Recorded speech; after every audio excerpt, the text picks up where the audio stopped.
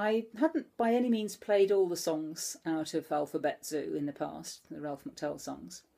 And I've played a couple now, and I just thought I'd have a little browse through the whole book. And I found there was one called Boris the Bat. I couldn't resist it, so I've looked it up, found out what it sounds like. The book actually has an extra verse in it, which Ralph McTell doesn't normally sing, apparently. Or at least not on the thing I could find on YouTube. But I found I really could not miss it out, because it refers to cricket. And my father was a real cricket fan, and he'd be appalled if I missed that one out. And besides, it's supposed to be the start of the cricket season by now. So, Boris the Bat.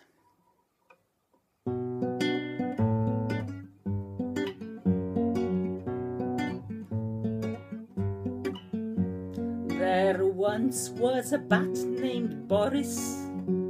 He lived in the belfry instead of in the forest, and used to hang around upside down, high up in the church at the edge of town. Dingling, dangling, upside down, he couldn't see too well, but he heard the slightest sound, from the flutter of a moth to a splutter and a cough, high up in the church at the edge of town.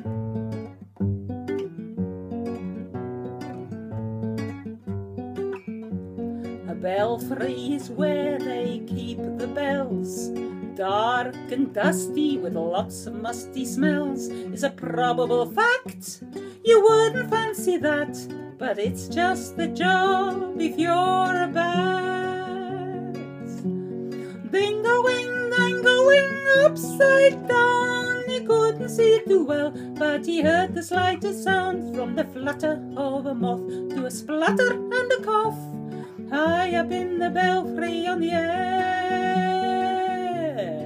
edge of town.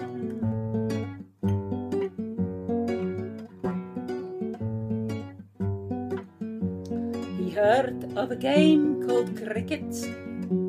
He went to have a look, but he couldn't see much in it.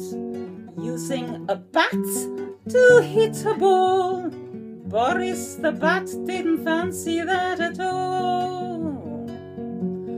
Ding-a-wing, dang-a-wing, upside down, he couldn't see too well, but he heard the slightest sound, from the flutter of a moth to a splutter and a cough, high up in the belfry at the edge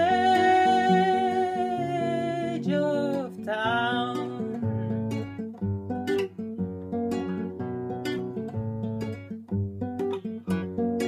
Bats in the belfry, they should be in the forest.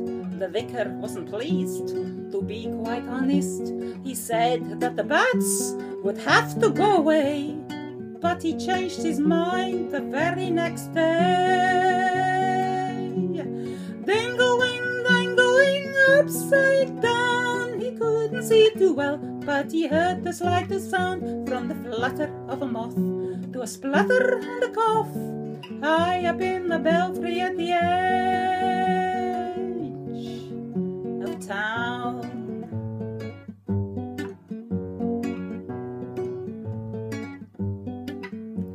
That night some burglars came to rob the church.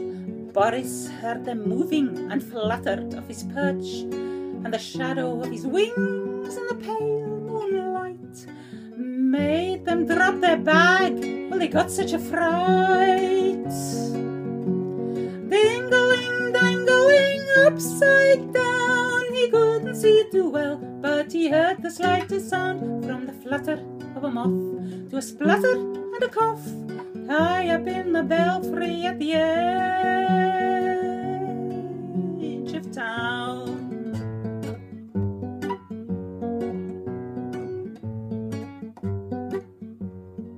Off went the burglars, they left behind their bag.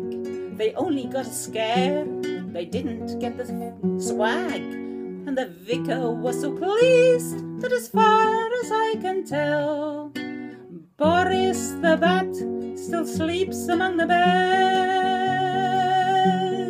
Ding-a-wing, dang-a-wing, upside down, he couldn't see too well, but he heard the slightest sound, from the flutter of a moth to a splutter and a cough, high up in the belfry at the edge of town.